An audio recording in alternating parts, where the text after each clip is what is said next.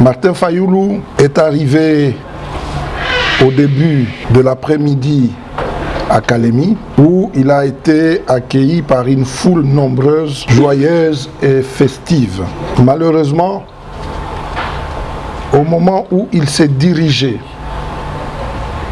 là où il devait tenir son meeting, les forces de l'ordre se sont mises à tirer en direction et de la foule et du cortège de Martin Fayulu. Protégé par la foule,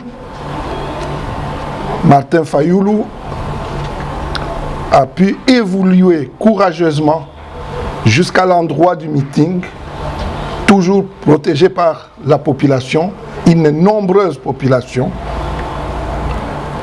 et il a pu tenir son meeting du début jusqu'à la fin. De l'endroit du meeting, il est rentré directement avec sa délégation à l'aéroport, accompagné par une partie de la population. Malheureusement, une fois encore, on l'a pris pour cible. Non seulement lui, mais aussi la population. Se sont mis à tirer à tel point que la délégation qui accompagnait Martin Fayulu a été divisée en deux. Celle qui était avec Martin Fayulu et qui a pu atteindre l'aéroport, et l'autre qui n'a pu l'atteindre que 1h30 après. Le bilan de cette journée, connu à ce moment, est de 3 morts, 2 hommes et une femme. Nous présentons nos condoléances les plus attristées de violence de Kalemi de ce jour. Après les échauffourées de Kindu, les violences de Lubumbashi, qui ont fait plusieurs morts, et celles de Kalemi, qui en ont fait 3, comme je viens de vous le dire, les doutes n'est plus permis.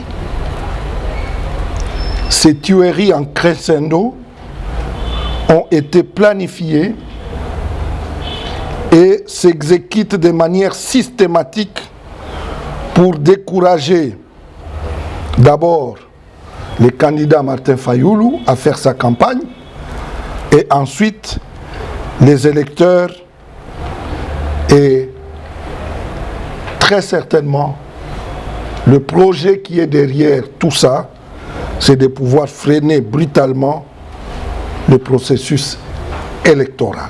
Encore une fois, nous aurons constaté que partout là où est passé Martin Fayulu, il a soulevé l'enthousiasme de centaines de milliers d'hommes et de femmes, même au risque de leur vie, et plusieurs d'entre eux l'ont payé.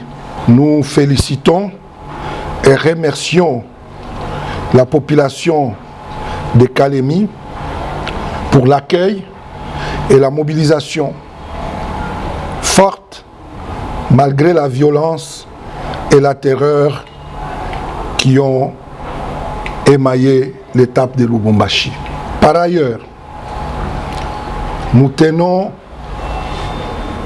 à dire haut et fort que toutes ces violences, que tout ce terrorisme d'État ne pourront pas entamer notre détermination à aller de l'avant, à aller voter le 23 décembre 2018. Au contraire, elle nous motive davantage à poursuivre notre combat et la campagne de Martin Fayulu, qui devient un véritable combat de libération de notre peuple. Nous ne lâcherons pas. Martin Fayoulou ne lâchera pas. La lutte continue. C'est ici l'occasion de dénoncer de la manière la plus rigoureuse cette deuxième tentative d'assassinat des candidats Martin Fayoulou, ainsi que des tueries de la population qui vient accueillir pacifiquement son leader. Suite à ces incidents graves et successifs, nous prenons à témoin l'opinion tant nationale qu'internationale, un gouvernement qui utilise le terrorisme d'État ne fait rien d'autre que traduire sa volonté manifeste d'entraver la campagne électorale et très probablement d'y mettre fin bientôt. Nous ne céderons pas et nous n'accepterons pas cela. Nous demandons à notre peuple, partout là,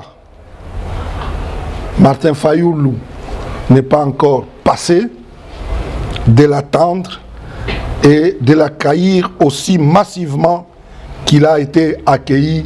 Nous vous informons que dès demain, nous allons saisir les juridictions compétentes pour que justice soit faite. Nous saisirons également le Conseil de sécurité.